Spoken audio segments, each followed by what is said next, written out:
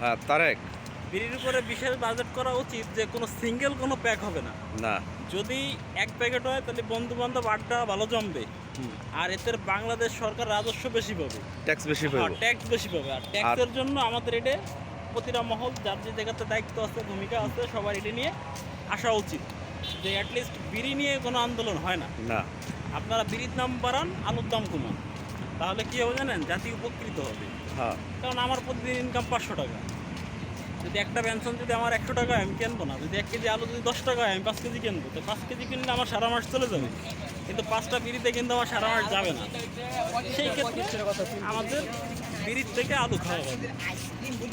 আলু থেকে বিড়ি খাওয়া ভালো। হ্যাঁ, আলুর থেকে বিড়ি খাওয়া ভালো। বিড়ি ওই বিড়ি position-এ বিড়িখোরের একটা সুবিধা কি, দেশের বিড়ির দাম যদি 100%ও বাড়ে, এই বিড়িওয়ালারা কখনো আন্দোলন করবো আন্দোলনে না। নামবে না। হ্যাঁ, এখন সরকার 10% 20% যাই বাড়াইতেছে, দরকার কি? এটা না বাড়ায় পুরো 80% 80% 90% বা 100% নেক, নিলেও এরা কখনো এটা আন্দোলন হইব না দেশ। তাতে একটা মহল অনেক খুশি হবে। খুশি হইব। আর এতে ধূমপান মুক্ত সমাজ আমরা করতে পারবো। হ্যাঁ। কেন করতে পারবো? কারণ আমার কাছে বিড়ি খাওয়ার মতো অ্যাবিলিটি থাকবে না। না। আমি আমার ফ্যামিলি চালাবো না বিড়ি খাবো। কি বিড়ির দাম বাড়ায়? বিড়ি করবে হলো 200 টাকা পিস। একটা পেনশন সর্বনিম্ন 200 টাকা পিস। পয়লিশন উন্নত দেশ। উন্নত হইব। কি উন্নত দেশের তালিকায় আমরা আসলাম যে একটা বিড়ির দাম 5 টাকা? বিড়ি বিড়ি নেশা কম্বো যেটা হইলো, এটা হইলো তোমার দেখা গেছে যে যারা একটু কিপটা টাইপের আছে, যে আগে 5টা বিড়ি খাইতো, দাম বাড়ার পরে হয়তো একটা খাইবো বা খাওয়া বাদ দিব, এরকম কিছু লোক আছে, তারা বাদ দিব আর কি। তারা বাদ দিলেও মনে করেন তাদের 20% লোক কিন্তু কমে যাচ্ছে। তাহলে 20% লোক কিন্তু অলরেডি আমরা যদি দাম বাড়াই, নেশা থেকে মুক্ত করতে পারবো। আর আমরা যদি এই বাজেটটা যদি 10% বাড়াইছে, দেখা যদি 30% বাড়াতো, তাহলে 30 আর 20 50% অলরেডি হয়ে যাইতো। হয়ে গেলে 10% লোক কমে যেত। এতে কি হতো? দেশের উন্নত হইতো, ভারসাম্য আর একটু বাড়তো, দেশের রাজস্ব বাড়তো, রাজস্ব বাড়তো। রাজস্ব তো অ্যাটলিস্ট বাড়তোই, কারণ সাথে সাথে রাজস্ব বাড়ে। মানে এই আলিবার দাবি কি এর ভিতরে কি? আলুর দাম কম না, আপনার এই যে চালুর দাম কমাইতেছেন, যে বিড়ির দাম বাড়ায় চালুর দাম কমাইতো বলছে, এই কথাগুলি উপরে আমার মতামত একই আমি দেখতেছি। আসলে আপনি তারেক ভাই যে কথাগুলি বলছে, কথাগুলি কার্যকরী হওয়া উচিত।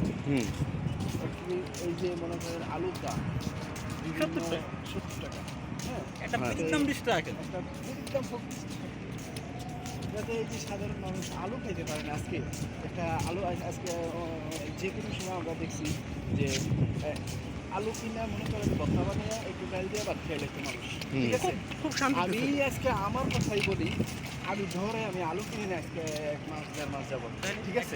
আমি চিন্তা করি 1 কেজি আলু 70 টাকা কিনবো না, 1 কেজি আলু 70 টাকা কিনে যাবে না, আমি আপনার ট্যাক্সি দিয়ে একটা চালাই দিই।